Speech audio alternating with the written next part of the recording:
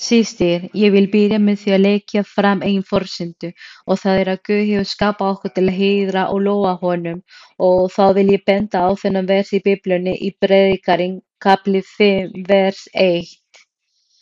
Já. Og það stendur, hugsaðu þig árin þú gengur í hús hinsanna Guð. Það er betra að fara þangað til að hlusta en til að færa fór eins og heimskingjar gera.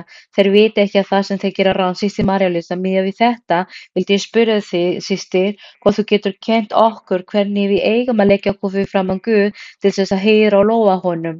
Hvernig gætum við gert til þess að hann hlusti á okkur og við séum ekki að færa fór eins og heimskingjar, heldur að við séum alltaf að færa Guði lógerða fór og að hann hlusti á okkur.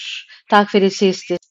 Efnilega í gamla daga fólki sofnuðu saman í múslerinum með að húsast Guð dag eftir dag. Þeir löfuðu og heiðraðu Guð saman. Það var mjög algengt að þessa stundu var notað til þess að fá leiðbeiningar og ráð hversu mikilvægt að hlusta á Guð, gera hans vilja og ekki til að horfa á hvað heimskingjar eru að gera, né horfa á þeim sem hlustar ekki á Guð eða þeir sem gera hlutina ekki rétt og horfa á þeim sem gefa tilefni til hrósuna. Þá var engan tilgangur. Til hvers áttu þeir að fara í músterinum? Ætlaði þeim að fara til að lofa Guð eða til að fylgjast með öðrum? Þá voru þeir að eyða tíma og að ekki einbeita sér að Guðskenningu og þetta ráð sem þeir fengu bara efnilega. En í dag, við sem kirkjadrottinn, við erum andlega sem hús Guðs. Hjartan okkar verður að vera húsdrottinn.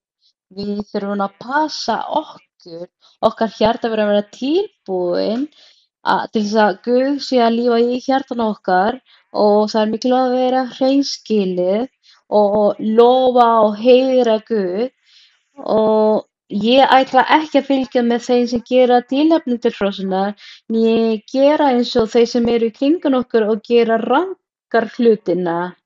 Ég ætla ekki að fylgjast með þeim eins og heimskingjar. Í gamla daga var efnilega að færa fór eins og heimskingjar gera en í dag við ætlum að lifa okkar lífið og gera Guðs vilja, en ég ætla ekki að gera eins og þeir sem gera illt í Guðs augum. Þá ætla ég ekki að gera það. Við ætlum ekki að segja, sjáðu, hann gerir þetta og ég ætla líka að gera það. Eða hinn segir, ég ætla að gera þetta svona og ég ætla líka að gera þetta svona, af því það gerist ekki neitt. Nei, við gerum þetta ekki. Hver og einn tekur þína ákvörðun og við gerum Guðs vilja, en ekki rangar hlutina eins og hinir eru að gera.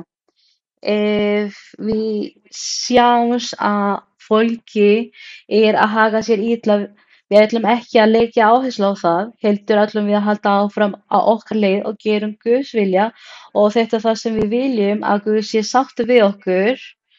Hvernig aðrir eru að haga sér er þeirra mál, ekki okkar. Við viljum ekki við verðum að vera góða fyrirmyndir, en ef þeir vilja ekki gera eins og við, þá getum við ekki gert neitt. Það sem við verðum að leggja áherslu að halda áfram í Guðs vegum og gera hans vilja og það er þetta.